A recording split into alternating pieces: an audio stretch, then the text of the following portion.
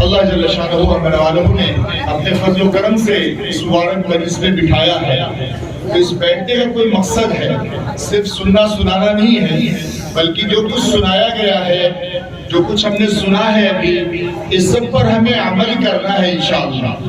اس کے مطابق اپنی زندگیاں بنانی ہے. ورنہ بہت سارے بیانات دنیا میں ہوتے ہیں، بہت سارے جلسے جلوس ہوتے ہیں، باتیں کہی جاتی ہیں اور پھر سنی سنائی ہو جاتی ہیں، ختم ہو جاتی ہیں، اس کا کوئی فائدہ نہیں ہوتا.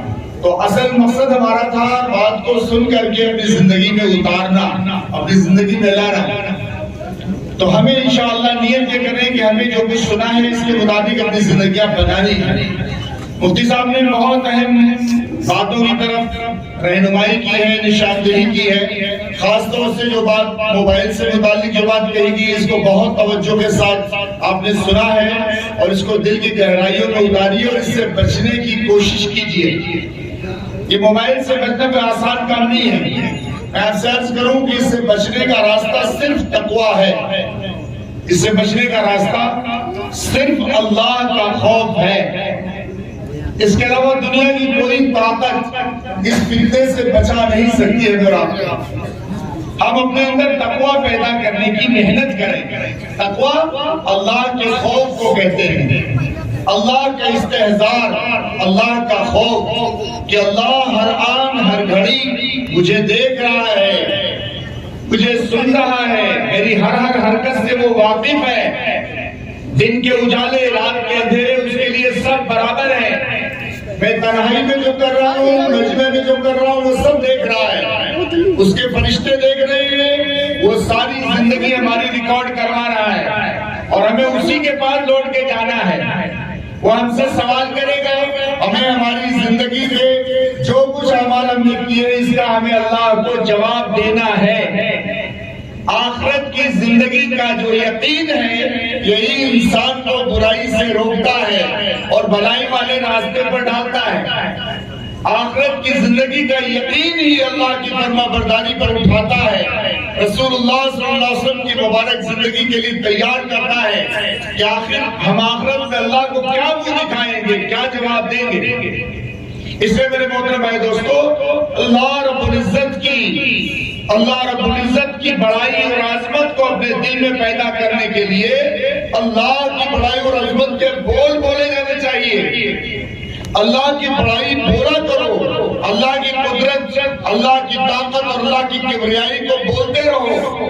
اللہ ہر آن ہر گھڑی اس پوری کائنات پر نظر رکھے ہوئے ہے. میں جو کچھ اندھیرے میں کر رہا ہوں، جو اجالے میں کر رہا ہوں، جو تنہائی میں کر رہا ہوں، جو مجمع میں کر رہا ہوں، وہ سب اللہ کی نظر میں ہے. اس بات کو ہم جتنا بولیں گے لوگوں میں، اتنا ہی اس بات کا یقین ہمارے دلوں میں پیدا ہوگا اور ہر گناہ کے وقت ہمیں یہ بات یاد آ جائے گی. ہر گناہ کے وقت، ہر خطا کے وقت، ہر برائی کے وقت، ہر نافرمانی کے وقت اللہ کا دھیان آ جانا ہی اس گناہ اور اس برائی سے رکنے کا ذریعہ ہے. اس کے علاوہ رکنا مشکل آسان نہیں ہے. اس کے علاوہ اللہ کی نافرمانی سے بچنا آسان کام نہیں ہے. اس لیے اپنے دل میں اللہ کی بڑائی پیدا کرو، اللہ کی عظمت پیدا کرو. اس کی محنت کرنے کی ضرورت ہے. کچھ چیزیں شب برات کے تعلق سے آئی. میں ایک بات عرض کر دینا چاہ رہا ہوں شب برات سے متعلق. اس رات میں بہت بڑی تعداد میں اللہ رب العزت بندوں کو جہنم سے آزاد کرتے ہیں. بہت بڑی تعداد میں اللہ رب العزت بندوں کو کہ گناہوں کو معاف کر دیتے ہیں. مگر کچھ بد نصیب ایسے ہیں جن کی اس رات میں بھی مغفرت نہیں ہوتی.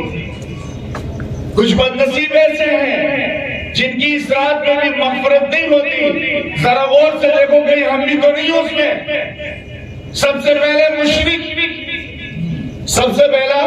مشرک اللہ کی ذات اور صفات میں شریک کرنے والا، اللہ کی صفات کو اللہ کی مخلوق میں کہیں سمجھنے اور یقین کرنے والا، اسے مشرک کہتے ہیں. شرک کتنا بڑا گناہ ہے. اللہ شرک کو قطعی معاف نہیں کریں گے.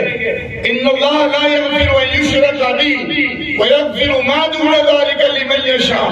اللہ شرک کے گناہ کو ہرگز معاف نہیں کرے گا. اس کے ماں سوا جتنے گناہ ہیں جس کی چاہے گا ایک مغفرت کر دے گا۔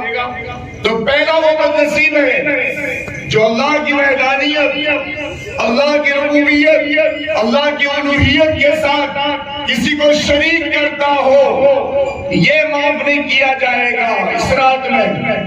دوسرا مشاہد کون ہے؟ جو دلوں میں کینہ رکھتا ہو، کینہ، دشمنی رکھنے والا، کینہ رکھنے والا، اس کی بھی اس رات میں مغفرت نہیں ہوگی جب تک کہ وہ اس کینہ سے اپنے دل کو پاک نہ کر لے۔ تیسرا کون ہے؟ کہ تیسرا وہ بدنصیب ہے جو اپنے والدین کا نافرمان ہے۔ والدین کا نافرمان بھی اس رات میں معاف نہیں کیا جائے گا۔ والدین کے حقوق اللہ رب العزت نے اپنے حق کے فوراً بعد قرآن میں بیان فرمایا ہے۔ سب سے بڑا حق اللہ رب العزت کا، وَقَضَىٰ رَبُّكَ أَلَّا تَعْبُدُوا إِلَّا إِيَّاهُ وَبِالْوَالِدَيْنِ إِحْسَانًا إِمَّا يَبْلُغَنَّ عِندَكَ الْكِبَرَ أَحَدُهُمَا أَوْ كِلَاهُمَا فَلَا تَقُل لَّهُمَا أُفٍّ وَلَا تَنْهَرْهُمَا وَقُل لَّهُمَا قَوْلًا كَرِيمًا وَاخْفِضْ لَهُمَا جَنَاحَ الذُّلِّ مِنَ الرَّحْمَةِ وَقُل رَّبِّ ارْحَمْهُمَا كَمَا رَبَّيَانِي صَغِيرًا۔ اللہ نے بڑی تفصیل سے قرآن میں بیان کیا ہے کہ اللہ نے فیصلہ کر دیا کہ اللہ کے سوا کسی اور کی عبادت نہ کی جائے اور اپنے والدین کے ساتھ احسان کیا جائے۔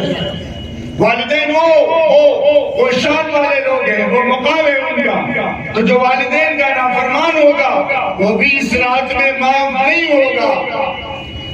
چوتھا کون بدبخت ہے؟ وہ قاطع رحم ہے، قطع رحمی کرنے والا ہے، رشتے ناطے توڑنے والا ہے، اس کو بھی اس رات میں معاف نہیں کیا جائے گا۔ ہمارے نبی صلی اللہ علیہ وسلم نے فرمایا ہے جو تم سے توڑے اس سے جوڑو، جو تمہیں نہ دے اس سے دو، جو تم پر ظلم کرے اسے معاف کرو اور اس پر احسان بھی کرو۔ یہ رشتے توڑنے والا یہ اس رات میں معاف نہیں ہوگا۔ دیکھو کہ ہم نے کسی سے رشتے ناطے توڑے تو نہیں ہیں، بات چیت بند تو نہیں ہے، آنا جانا بند تو نہیں ہے۔ ایک موقع پر اللہ کے نبی صلی اللہ علیہ وسلم نے فرمایا قطع رحمی کرنے والا میری مجلس سے اٹھ جائے۔ قطع رحمی کرنے والے کو آقا صلی اللہ علیہ وسلم نے اپنی مجلس سے اٹھا دیا۔ ایک صحابی اٹھے، باہر گئے، پھر تھوڑی دیر کے بعد واپس آ کر بیٹھے۔ آپ نے ان سے پوچھا اے فلاں تو کیوں اٹھا اور پھر واپس آ کے کیوں بیٹھ گیا؟ کہ لگے میری خالہ کے ساتھ بات چیت بند تھی، میرا معاملہ کوئی بگڑا ہوا تھا، میں نے جب آپ سے بات سنی میں اٹھ کر گیا اپنی خالہ کے پاس، میں نے اس سے معافی مانگی، میں نے اسے معاف کر دیا، اس نے مجھے معاف کر دیا، تو پھر میں آ کے یہاں کے بیٹھا ہوں۔ تو قطع رحمی، رشتے ناطے توڑنا یہ اتنا بڑا گناہ ہے، اس مبارک رات میں بھی اس کی مغفرت ہوگی۔ اگلا محروم وہ کون ہے بدنصیب؟ جو اپنے کپڑے کو تخنے کے نیچے لٹکائے رکھتا ہے، اپنے کپڑے کو تخنے کے نیچے لٹکا کے پہنتا ہے، اس کی بھی اس رات میں مغفرت نہیں ہونی ہے۔ یہ وہ لوگ ہیں، ایک ان میں سے ہے جس سے اللہ بات بھی نہیں کرے گا، جس کی طرف اللہ دیکھے گا بھی نہیں، جسے اللہ گناہوں سے پاک نہیں کرے گا، جسے دردناک عذاب دے گا۔ اس میں یہ ہے، اس میں پہلا ہے المنان، احسان کر کے جتلانے والا۔ دوسرا المسبل ازارہ، دوسرا وہ جس کا ازار، جس کا تہبند، جس کا پیجامہ اس کے ٹخنے کے نیچے رہتا ہو۔ اور چوتھا حلاف الکاذب، جھوٹ بول کر کے سودے بیچنے والا۔ یہ تین قسم کے لوگ اتنے بدنصیب ہیں۔ تو ان میں سے ایک یہ ہے جس کا کرت، جس کا پیجامہ، جس کی شلوار اور جس کا پینٹ، جس کی لنگی اس کے ٹخنے کے نیچے ہو، اس رات میں معاف نہیں کیا جائے گا۔ ناحق قتل کرنے والا، ناحق کسی کا قتل کرنے والا اس رات میں معاف نہیں کیا جائے گا۔ میرے دوستوں، میرے بھائیوں، میں عرض کرنا چاہتا ہوں، دیکھو کہیں اس لسٹ میں ہم بھی تو نہیں ہیں۔ 14 قسم کے لوگ ہیں، 14 قسم کے لوگ ہیں جن کی اس رات میں مغفرت نہیں ہوگی۔ گھمنڈ والے، تکبر والے 14 قسم کے لوگ ہیں، اور تکبر اور گھمنڈ یہ تو ایسی چیز ہے اللہ رب العزت تکبر کی جس کے اندر ذرہ برابر تکبر ہو اس کو منہ کے بل گھسیٹ میں جہنم میں پھینکوا دیں گے اللہ۔ تو اللہ ہم سب کو ان بلاؤں سے بچائے، ان تمام برائیوں سے اللہ ہماری حفاظت کرے۔ ہم اب سارے کے سارے لوگ اپنی دنیا اور آخرت بنانے کے لیے اللہ کے دین کی طرف متوجہ ہوں، اللہ کا دین سیکھیں، اپنی زندگی اللہ کے دین کے مطابق بنائیں اور سارے عالم میں اس پیغام کو پہنچائیں کہ بسنے والی دنیا کی انسانیت دنیا کی بھی پکڑ سے بچ جائے اور آخرت کی جہنم سے بھی بچ کر ہمیشہ کی جنت میں چلی جائے۔ اس کے لیے میرے دوستو اللہ نے ہمیں اور آپ کو ذمہ دار بنایا ہوا ہے، ہم خود بھی اس دین پر اپنی زندگیاں بنائیں اور لائیں اور سارے عالم کے بسنے والے انسانوں کو یہ پیغام پہنچائیں تاکہ سب جہنم سے بچ جائے۔ اسی لیے مجلسوں کا انعقاد کیا جاتا ہے، یہ جلسے، اجتماعات، یہ محنتیں یہ ساری اسی لیے ہوتی ہیں کہ انسانیت ساری کی ساری کامیاب ہو جائے۔ اللہ رب العزت ہم سب کے بیٹھنے کو، یہاں آنے کو، کہنے اور سننے کو اللہ کو انتہا قبول فرمائے۔ اللہ پاک ہمیں بار بار ایسی مجلسوں میں بیٹھنے کی توفیق نصیب فرمائے۔ توحید کی امانت سینوں میں ہے ہمارے، توحید کی امانت سینوں میں ہے ہمارے، آسان نہیں مٹانا نام و نشاں ہمارا۔ یہ شعر شاعر نے اس وقت کہا ہے جب لوگ موحد تھے، اللہ کی توحید کے قائل تھے۔ سب سے بڑا گناہ اللہ کی عبادت میں شرک کرنا ہے، چاہے کسی کے دکھلاوے کے لیے ہو یا کوئی اور مقصد ہو، صرف عبادت اس لیے کی جائے تاکہ ہمارا رب راضی ہو جائے۔